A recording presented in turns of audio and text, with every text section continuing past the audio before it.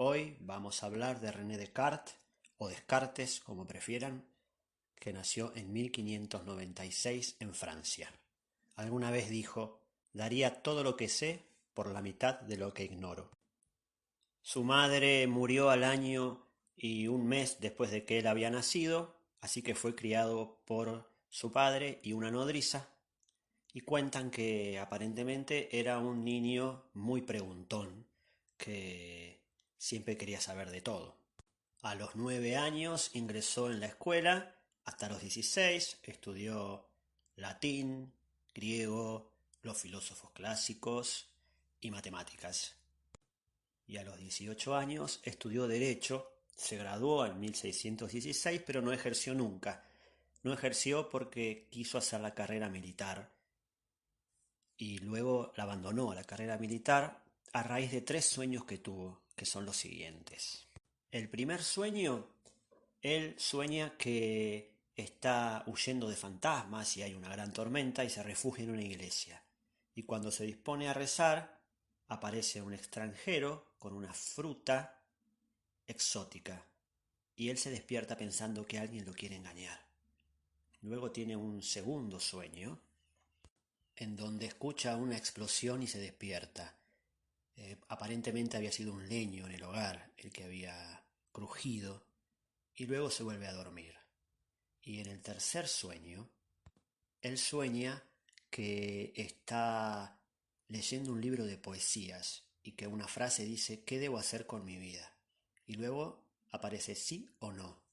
Y él asocia al libro con el conocimiento y el sí o no a la diferencia entre la verdad y lo que no es verdad, con lo cual decide que va a estudiar el conocimiento humano y abandona la carrera militar para trasladarse a París. Una vez allí, él está 5 años redactando sus ideas, pero estamos en el marco en donde Galileo está siendo condenado por sus pensamientos, así que él hace una especie de autocensura y no publica todo lo que piensa. Y todo lo que piensa en realidad está basado un poco en estos 3 sueños. Por ejemplo, en el engaño. Él siente que hay algo que nos engaña a los seres humanos y esos son los sentidos.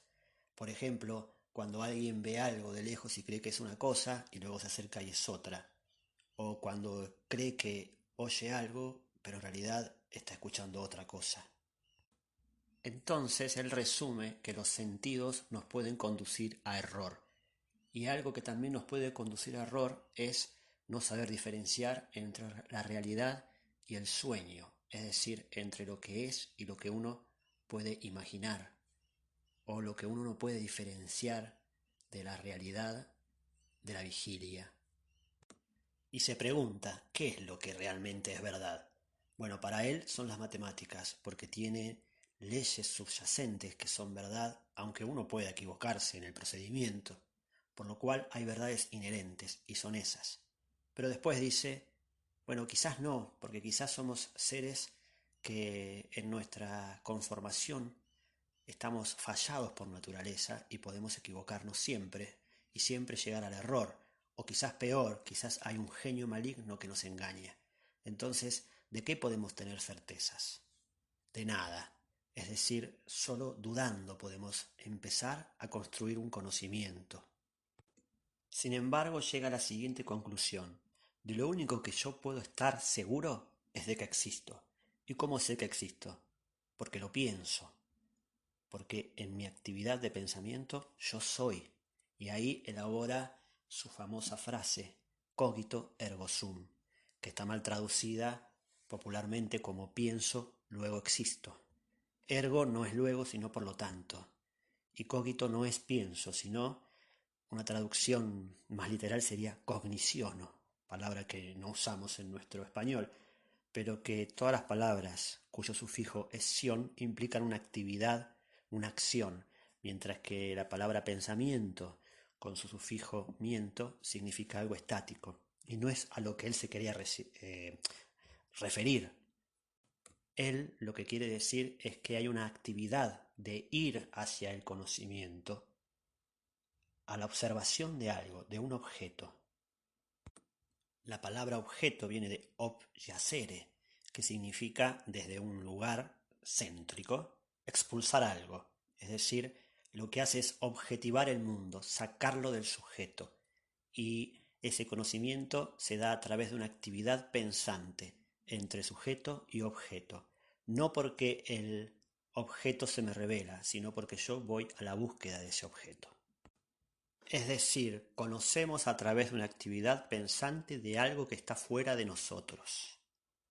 A partir de aquí, el hombre se separa del mundo, lo objetiviza e intenta de conocerlo, por lo cual se lo conoce a Descartes o Descartes como el primer filósofo de la filosofía moderna, donde hay un cambio de escenario, es decir, donde el ser humano se sitúa desde otro lugar en cuanto al objeto de conocimiento.